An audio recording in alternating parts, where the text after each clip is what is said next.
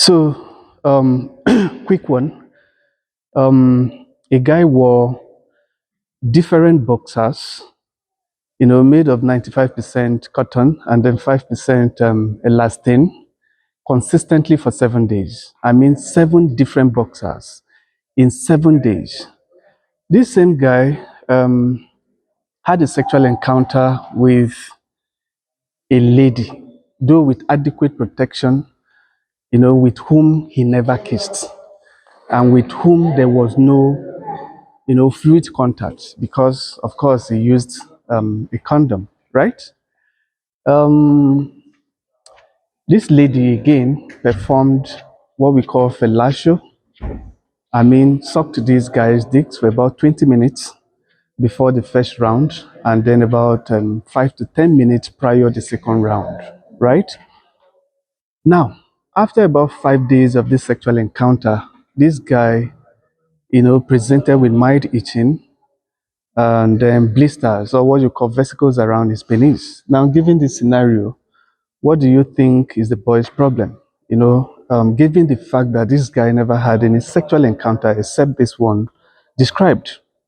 Now, this will bring us to what I want to discuss today. It's actually herpes simplex virus. Herpes simplex virus is a sexually transmitted infection. It is highly infectious. It is highly contagious in that you can get it, it can be sprayed by skin to skin contact, right? Now, it is classically divided into two. We talk about the herpes simplex virus 1 and then herpes simplex virus 2. There's a rule of thumb that states that herpes simplex virus 1 is found or lives above the waist and herpes simplex virus 2 lives below the waist.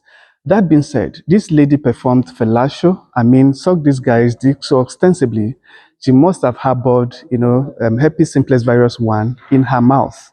So this rule of thumb is not really 100%, right? So even if you have herpes simplex virus 1, in your mouth, you can equally infect below the waist because it is from your mouth to the waist.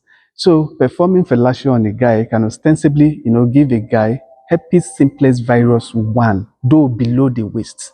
And if a guy perform cunnilingus on a lady, though harboring herpes simplex virus 1 in his mouth, that lady can get herpes simplex virus 1 below the waist. So that rule of thumb is basically not 100%, right? That's been said. Like I said, herpes simplex virus is a sexually transmitted infection and highly contagious. It is caused by a virus, and viral infections are treated with antiviral medications. So in this case, you can, go to the hospital and be treated with antiviral medications like acyclovir, right?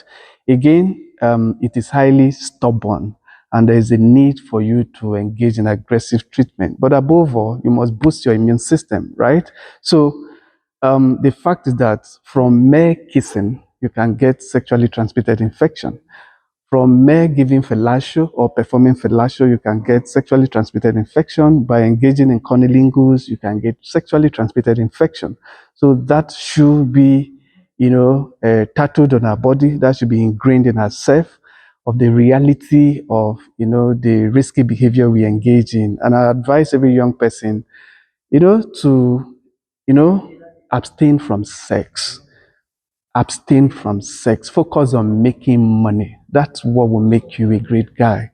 Leave sex and focus on making money because there are so many dangers inherent in it. If you are not ready to settle down, please abstain from sex. And if you must have sex, I can't guarantee your safety, even with condom. There are so many other sexually transmitted infections you can get, even from the use of condom. So the best bets and the low-hanging fruits is to avoid sex. Abstain from sex until you are ready to settle down.